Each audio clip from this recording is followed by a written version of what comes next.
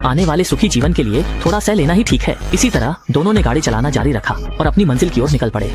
उन्हें नहीं पता था कि उनका बुरा सपना शुरू होने वाला है। लड़का अब सहन नहीं कर पा रहा था। उसने गर्लफ्रेंड से बात करने की कोशिश की, लेकिन उसने कहा तबीयत ठीक नहीं है, तो उसने बात छोड़ दी। गुस्से में लड़का दरवाजा पटक कर चला गया। उसे नहीं पता था कि उसकी गर्लफ्रेंड कब से अनजाने में रहस्यमय वायरस से संक्रमित थी। इसी समय उपेक्षित दोस्त कार में आराम करने की कोशिश कर रहा था, तभी अचानक एक प्यारा प्राणी खिड़की तोड़कर अंदर आया।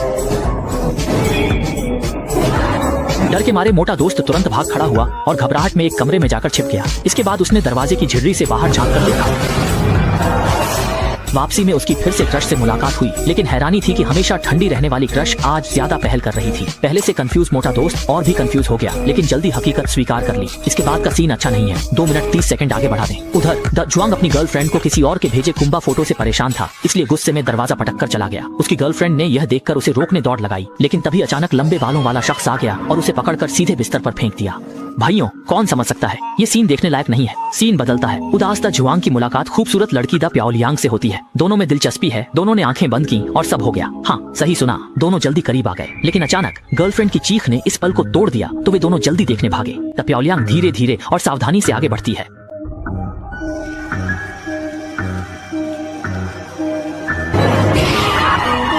नतीजा ये हुआ, डर से वह भाग गए। द जुआंग फुर्तीला था। उसने झटके में अपनी गर्लफ्रेंड को बेहोश कर दिया। अगले ही पल कुछ और हो गया।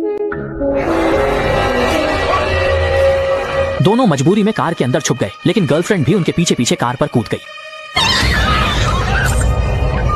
द जुआंग ने गोली मारकर उसे गिरा दिया। जब दोनों किस्मत पर शक कर रहे थे, तभी लंबे बालों वाला फिर बाहर आ गया। उसने द जुआंग की पैंट खींच दी। शायद इसका स्वाद अजीब है। अच्छा हुआ द प्याओलियांग ने समय पर ट्रिगर दबा दिया, जिससे द जुआंग की इज्जत बच गई। लेकिन जैसे ही वे कार लेकर भागने वाले थे, द जुआंग को पता चला कि चाबी कब खो गई। अच्छा हुआ जल्दी ही देखा कि चाबी कार के नीचे है, लेकिन जैसे ही वह मुश्किल से चाबी निकालने की कोशिश कर रहा था, उसे पता नहीं था कि लंबे बालों वाला फिर होश में आ गया है और धीरे धीरे उसकी ओर बढ़ रहा है।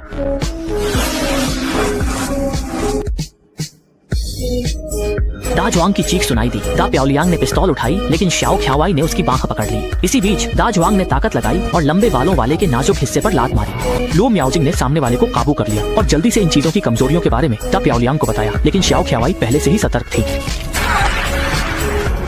और उसने द प्याओलियांग को जोर से धक्का देकर जमीन पर गिरा दिया।